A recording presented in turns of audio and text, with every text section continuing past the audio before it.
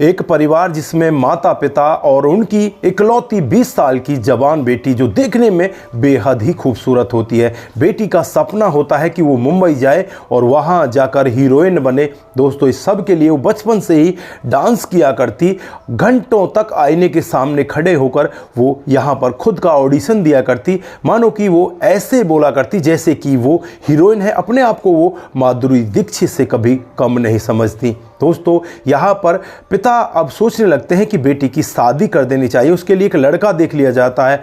लेकिन यहाँ पर वो बेटी शादी नहीं करना चाहती थी, उसके तो सपने ही कुछ और थे। और एक रात को वो अपने घर से कुछ जेवरात वगैरह लेकर, कुछ कपड़े लेकर वहाँ से चुपचाप फरार हो जाती है। घर वालों को एक लेटर लिख कर जाती है, उसमें यही कहती है कि मम्मी पापा मुझे क्षमा कर देना, मेरा सपना कुछ और है, मैं अपने सपने को साकार करना चाहती हूँ, इसलिए मैं मुंबई जा रही हूँ।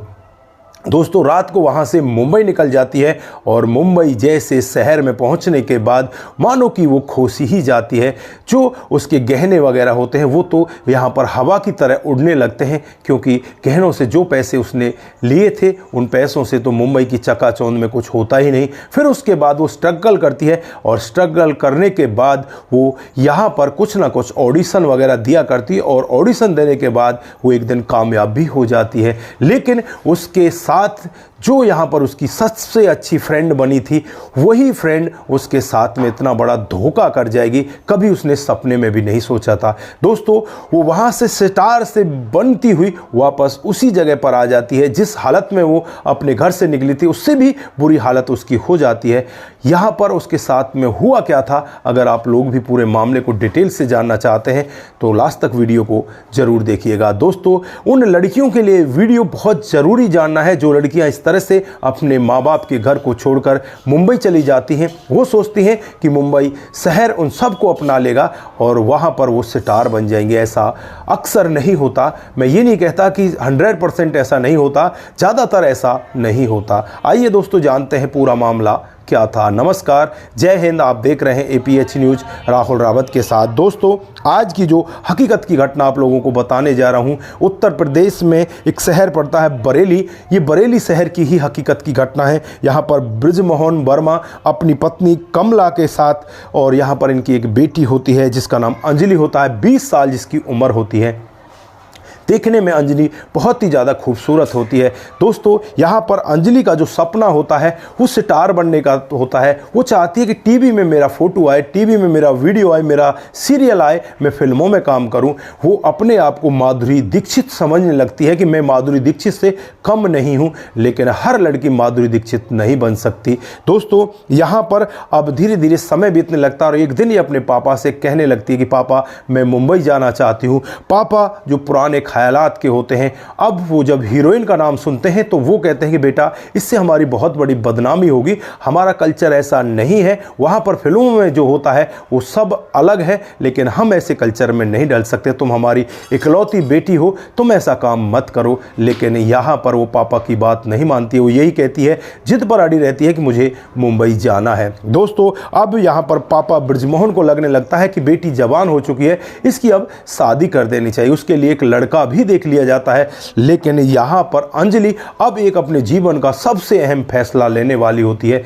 वो रात को यहाँ पर जब मम्मी पापा सो जाते हैं उठती है, जो माँ ने उसकी शादी के लिए कुछ गहने बनवा रखे थे उन गहनों को एक बैग में पैक करती है, कुछ कपड़े यहाँ पर जो नए कपड़े उसके पास होते हैं उन कपड़ों को पैक करती है, एक लेटर लिखती है और लेटर में यही लिख कर जाती है कि मम्मी पापा हमें क्षमा कर देना, हमारा सपना शादी करने का नहीं है, हमें कुछ आगे बढ़ना है और इस सब के लिए मैं ये घर छोड़कर मुंबई जा रही हूँ। दोस्तों यहाँ पर ये लड़की रात को ही मुंबई निकल जाती है। मम्मी पापा को जब वो लेटर मिलता है तो बस वो करें तो क्या करें, बस यहाँ पर पछताते रहते हैं। और जो यहाँ पर बृजमोहन जी होते हैं अपनी पत्नी कमला से बार बार लड़ाई करते हैं कि तूने ही हमारी लड़की को बिगाड़ दिया, तू इसको अगर संभालती तो ये संभल जाती। लेकिन कमला भी क्या करे, उसके पास सिर्फ आंसू बहाने के सिवा और कुछ भी नहीं होता।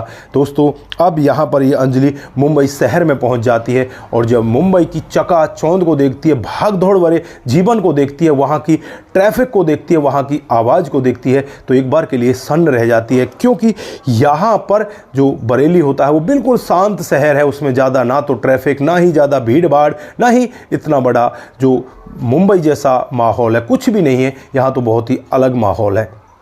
दोस्तों अब मुंबई में पहुंच जाती है और एक हॉस्टल के अंदर चली जाती है। वहां पर वो रहने लगती है और धीरे धीरे समय बीतने लगता है। वो हर दिन नए नए ऑडिशन देने के लिए जाती, लेकिन कहीं से भी कोई कामयाबी नहीं मिलती। कुछ ही दिनों के बाद जो इसके पास पैसे होते हैं वो बिल्कुल ख़त्म हो जाते हैं और इन्हीं दिनों में इसकी मुलाकात एक लड़की से होती है जिसका नाम रिया होता है, जो हॉस्टल में इसे मिली थी। दोस्तों रिया की दो दोस्त और होती हैं, एक का नाम शालिनी और एक का नाम पूजा। दोस्तों ये तीनों एक ही साथ एक अपार्टमेंट में रहा करती हैं। इनका खुद का अपना घर होता है, यानी कि जिसको इन्होंने किराए पे ले रखा होता है, उसमें कोई और नहीं होता। यही तीनों लड़कियां रहा करती हैं। अब यहाँ पर जो लड़की होती है अंजलि, उसे भी रिया अपने साथ अपने ही उस अपार्टमेंट में ले जाती है। जब रिया उस अपार्टमेंट में वापस जाती है तो उसे कुछ अपना सा अनुभव होता है। उसे लगता है कि शायद मैं अपनों के बीच आ चुकी हूँ। दोस्तों वहाँ पर रहकर अब वो हर दिन ऑडिशन देने जाती। जो रिया होती है वो उसे बताती कि तुम यहाँ पर जाओ, तुम इस जगह जाओ, तुम यहाँ पर ऑडिशन दो, तुम इस तरह से आगे काम करो। अब यहाँ पर रिया का जो अनुभव होता है उसके हिसाब से ही अंजलि जगह जगह जाने लगती है, क्योंकि रिया को यहाँ पर इसी इंडस्ट्रीज में 2 साल हो चुके होते हैं। और एक दिन का वाक़या होता है जब अंजलि को एक पेपर प्रिंट के लिए थोड़ा सा ऑडिशन मिल जाता है। उसमें से कुछ पैसे मिलते हैं। उन पैसों को लाकर सबसे पहले वो रिया से कहती है कि बहन आज हमें कुछ कामयाबी मिलती हुई नज़र आ रही है, इन पैसों से चलो पार्टी करते हैं। फिर यहाँ पर ये पार्टी करती हैं और पार्टी करने के बाद जो पैसे बच जाते हैं उन सभी सहेलियों को ये कपड़े दिलाती है। दोस्तों इनको लग रहा था कि ये आपस में एक दूसरे की बहनें हैं और अच्छे से इनका कामकाज चल जाएगा। धीरे धीरे अब कामकाज आगे बढ़ने लगता है। जो यहाँ पर अंजलि होती है उसे दूसरा सूट भी मिल जाता है और फिर उसे एक सीरियल में हिस्सा मिल जाता है कि उस सीरियल में उसे काम करना है। अब तो उसके पैसे आने लगते हैं, चेक आने लगते हैं। और एक दिन का वाक़या होता है जब यहाँ पर अंजलि को 20,000 रुपये नगद मिले थे और 20,000 रुपयों को लेकर वो अपने घर आती है। पर्स में ही उन पैसों को रखती है। दोस्तों पहली बार जो रिया होती है अब उसे आज चिड़न होने लगती है कि ये कल की छोरी यहाँ पर आकर स्टार बन रही है और तू इतने दिनों से यहाँ पर काम कर रही है, तेरे साथ में तो कुछ ऐसा हुआ ही नहीं।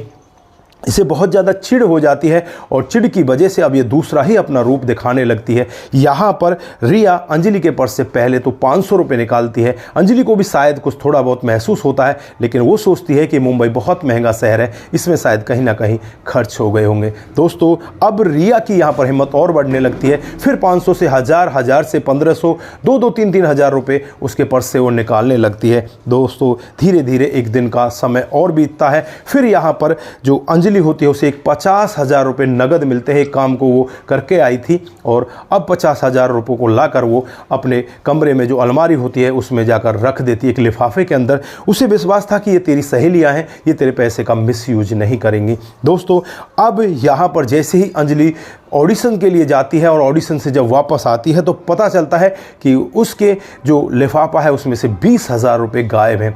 अब यहाँ पर अंजलि सोचने लगती है कि तेरे 20,000 गए तो गए कहाँ, तेरी सहेलियाँ तो नहीं ले सकती। लेकिन अब उसके दिमाग में एक शक का कीड़ा जाग चुका था कि घर के अंदर कोई और तो आता नहीं, इन्होंने नहीं लिए तो पैसे गए कहाँ। यहाँ पर अंजलि सोच में पड़ जाती है कि किया क्या जाए जिससे कि इनका भंडाफोड़ हो। दोस्तों अब यहाँ पर अंजलि जो अपना कैमरा होता है फ़ोन का उसे ऑन करके जो अलमारी होती है उसके जो ऊपर कपड़े रखे होते हैं उनमें छुपा कर रख देती है कि जो सामने वाले का वीडियो उसमें आता रहे, और वीडियो को ऑन कर देती है। दोस्तों जैसे ही वो घर से बाहर निकलती है तो जो रिया होती है दौड़कर उस कमरे के अंदर आती है और उन पैसों में से वो फिर 5-4 हज़ार रुपये निकाल लेती है और निकाल कर वापस चली जाती है और उन्हें अपने तकिए के अंदर चुपचाप जो उसके नीचे जगह होती है थोड़ी सी तकिए के अंदर उसमें जाकर छुपा देती है। दोस्तों अब यहाँ पर जैसे ही अंजलि कमरे के अंदर आती है तो वो देखती है, पूरा वीडियो देखने के बाद उसके हाथों पैरों के नीचे से ज़मीन खिसक जाती है कि ये हो क्या रहा है। उसके बाद वो सीधे उसी रूम में पहुँच जाती है जहाँ पर ये तीनों लड़की बैठी हुई थी। अब यहाँ पर अंजलि बिना कुछ लाग लपेट के सीधी रिया के पास जाती है और रिया से कहने लगती है कि मेरे 20,000 रुपये मुझे वापस दो जो तुमने मेरे लिफाफे में से निकाले। वो कहने लगे कौन से तेरे 20,000 रुपये। तो यहाँ पर जो अंजलि होती है उसे वो वीडियो दिखाती है। इधर जो शालिनी और पूजा होती है वो भी वो वीडियो देखती हैं। तो वीडियो देखकर उनकी भी आंखें यहाँ पर चकाचौंध हो जाती हैं। फिर यहाँ पर मानो जो शालिनी और पूजा हैं दोनों को दोनों रिया की तरफ हो जाती हैं और रिया यहाँ पर अंजलि के ऊपर दहाड़ने लगती है और कहने लगती है कि तू कल की छोरी यहाँ आकर सितार बन जाएगी। हम यहाँ पर पागल हैं क्या? 2-2 साल से हम यहाँ पर स्ट्रगल कर रहे हैं और तू कल की छोरी यहाँ आकर हमें सबको नीचा दिखा जाएगी। ये पैसे हमारे हैं, सब कुछ हमारा, ये कपड़े हमारे हैं, जो तेरे पास है सब कुछ हमारा। उसका फ़ोन छीन लिया जाता है, उसके पास से कपड़े जो अच्छे थे वो छीन लिए जाते हैं, जो भी पैसे उसके पास जमा राशि थी वो सब के सब छीन लिए जाते हैं। और यहाँ पर अब इसके साथ लड़ाई होने लगती है। अंजलि कहती है कि मैं पुलिस को कॉल करती हूँ, लेकिन यहाँ पर ये तीनों के तीनों मिलकर उसके साथ इतनी ज़्यादा मार पिटाई करती हैं कि अंजलि ये भूल जाती है कि वो पुलिस को कॉल करे, क्या करे, क्योंकि उसका मोबाइल वगैरह सब कुछ छीन लिया जाता है। और फिर उसे घर से रात को करीब 11 बजे धक्के मारकर बाहर निकाल दिया जाता है। दोस्तों अब यहाँ पर अंजलि के जो सपने थे वो टूट चुके थे, जो उसके जीवन में आगे होने वाला था वो पता नहीं क्या क्या सोचने लगती है और घर से बाहर निकल जाती है। घर से बाहर निकलकर जैसे ही वो एक आगे चाय की टपरी पर पहुँचती है तो वहाँ पर एक रामलाल चाचा बैठे होते हैं जिनकी उम्र लगभग 60 से 65 साल होती है, जो यहाँ पर इंडस्ट्री में छोटे मोटे रोल किया करते और चाय की टपरी चलाया करते। आज यहाँ पर इस बिखरी हुई लड़की को देखकर वो भी एक बार के लिए टूट से जाते हैं और यहाँ पर उनको दया आ जाती है और पूछने लगते हैं कि बेटी क्या हुआ, किस तरह से परेशान हो। तो ये पूरा वाक्य यहाँ पर उन चाचा को बताती है और कहने लगती है कि चाचा मैं इस तरह से घर से भाग कर आ गई थी, मुझे यहाँ पर लग रहा था कि ये मुंबई है, यहाँ पर मुझे मेरी फ्रेंड भी मिली और उन फ्रेंडों ने आज मेरे साथ में ऐसा कर दिया।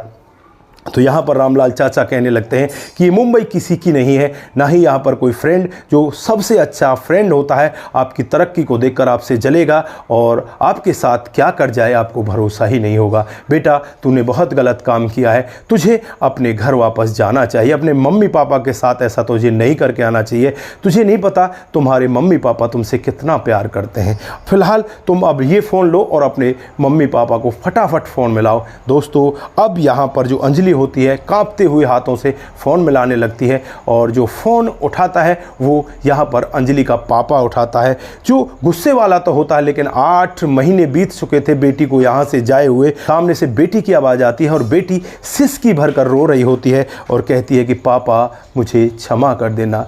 यहाँ पर पापा का गुस्सा भी शांत हो जाता है। पापा कहने लगता है कि बेटी तू है कहाँ पर, तू हमें छोड़कर चली क्यों गई, तू वापस आ जा बेटी। तो यहाँ पर पापा की बातों को सुनकर बेटी भी एक बार के लिए भावुक हो जाती है, अपनी आंखों में आंसू भर लाती है और फिर यहाँ पर बेटी कहती है कि ठीक है पापा मैं घर वापस आ रही हूँ। कल की ट्रेन मैं सुबह सुबह ही जो 9 बजे बरेली में पहुँचती है उसी ट्रेन से आ रही हूँ, मैं रात को ही ट्रेन में बैठ रही हूँ। दोस्तों यहाँ पर जो पापा होते हैं वो कहते हैं कि बेटा तू जल्दी से आ जा, तेरे बगैर हमारा घर सूना सूना लग रहा है। दोस्तों बेटी यहाँ पर रामलाल चाचा उसे कुछ पैसे देते हैं, तत्काल में टिकट वगैरह करवाते हैं और टिकट वगैरह करा कर रात को 1 बजे की वो ट्रेन थी और 9 बजे 9 साढ़े 9 बजे वहाँ पर पहुँचनी थी और फिर यहाँ से वो बैठकर सीधी बरेली पहुंच जाती है। एक्सप्रेस ट्रेन थी दोस्तों। फिर बरेली पहुंचने के बाद जैसे ही स्टेशन पर जाकर देखती है तो जो उसके मम्मी पापा होते हैं वो स्टेशन पर उसका इंतज़ार कर रहे थे, अपनी निगाहों से उसे देख रहे थे कि हमारी बेटी कब आए और कब हम उसे अपने साथ लेकर जाएं।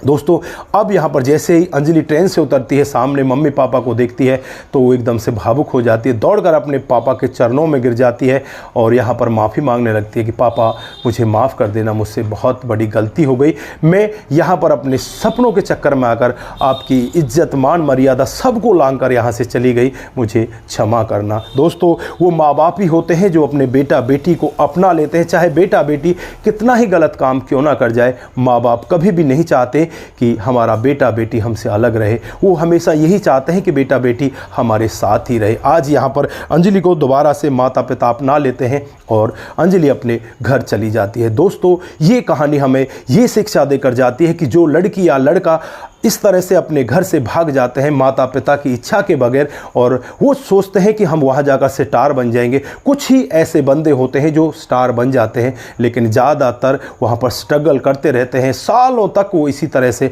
लगे रहते हैं। सालों बाद जब उन्हें पता चलता है कि उनकी तो उम्र भी बीत चुकी है, अब उनके पास कुछ नहीं बचा, तो सिर्फ पछतावे के उनके पास कुछ नहीं होता। तो दोस्तों, इस कहानी को ज़्यादा से ज़्यादा लोगों के साथ साझा करके जाएं। ये कहानी बहुत ज़्यादा शिक्षा देकर जाती है। दोस्तों, आप यहाँ पर क्या कहना चाहते हैं? आपकी जो भी राय है एक बार कमेंट बॉक्स में ज़रूर दीजिएगा। आज के लिए बस इतना ही, फिर मिलते हैं किसी नए मूड के साथ। तब तक के लिए आप अपना ख्याल रखें, परिवार का ख्याल रखें, सतर्क रहें, सावधान रहें।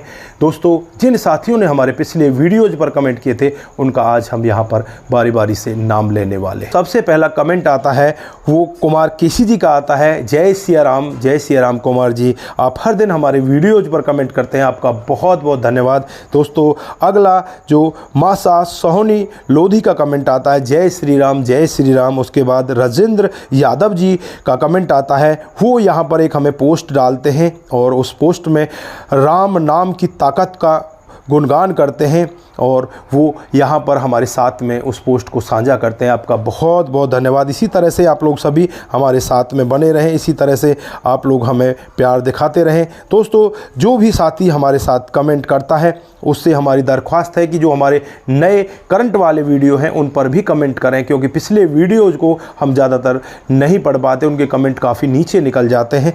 तो उसके बाद जो कमेंट आता है हरेंद्र प्रताप सिंह राजपूत का आता है। वो लिखते हैं कि आपकी कहानी बहुत ही अच्छी होती है, जय हिंद जय भारत। उसके बाद रमेश भार्गव का कमेंट आता है। वो लिखते हैं बेस्ट स्टोरीज यूर, आपका भी दिल की गहराई से बहुत बहुत धन्यवाद। रोहतास गुज्जर जी, वेरी नाइस। रामकांत जी, गुड लक, आप सभी का दिल की गहराइयों से बहुत बहुत धन्यवाद। इसी तरह से आप लोग हमारे साथ में कमेंट करते रहें। रतनलाल शर्मा जी लिखते हैं बहुत अच्छी लगती है आपकी कहानी, आपका भी दिल की गहराई से बहुत बहुत धन्यवाद। अरविंद साहा जी, बहुत अच्छा, आपका भी बहुत बहुत धन्यवाद। प्रेमचंद शर्मा जी, बहुत सुंदर, आपका भी बहुत बहुत धन्यवाद। संतोष ओझा जी, बहुत सुंदर कहानी, आपका भी दिल की गहराई से बहुत बहुत धन्यवाद। हेम सिंह ठाकुर, वेरी नाइस, आप सभी का दिल की गहराइयों से बहुत बहुत धन्यवाद। कमल जी हमें लिखते हैं वेरी नाइस सर, आपका भी दिल की गहराई से बहुत बहुत धन्यवाद। किशन कुमार जी, आपकी कहानी बहुत ही अच्छी लगती है, आपका भी बहुत बहुत धन्यवाद। पिंटू सिंह राजपूत, बहुत सुंदर। दोस्तों, आप सभी इसी तरह से हमारे साथ में काम करते रहें, इसी तरह से आप लोग हमें मिलजुल कर आगे बढ़ाते रहें। दोस्तों, रंजीत राम लिखते हैं गुड।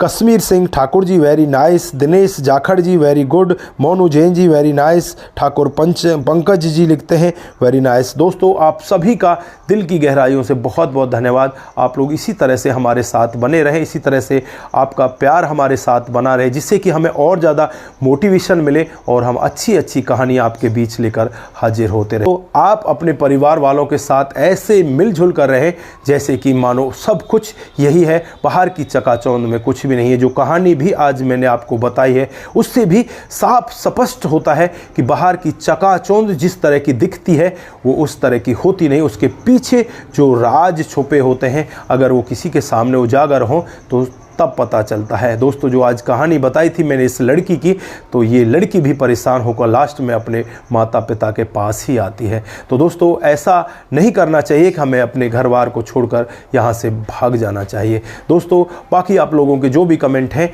वो आप हमारे साथ साझा कर सकते हैं। अपना ख्याल रखें, परिवार का ख्याल रखें, रिश्तों की अहमियत को ज़रूर समझें। नमस्कार, जय हिंद, जय भारत।